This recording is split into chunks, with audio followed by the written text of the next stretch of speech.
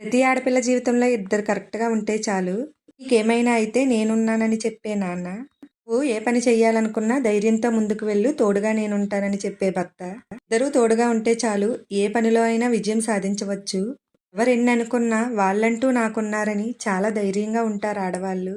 చిన్నప్పటి నుంచి తండ్రి ప్రేమకైతే మేము నోచుకోలేదు కానీ, భర్త అయితే ప్రతి విషయంలో తోడుగా అయితే ఉంటారు. ఏ పని చేసినా నీ ఇష్టం అని చెప్పే భర్త దొరకడం ఆడపిల్లలకి చాలా అదృష్టం.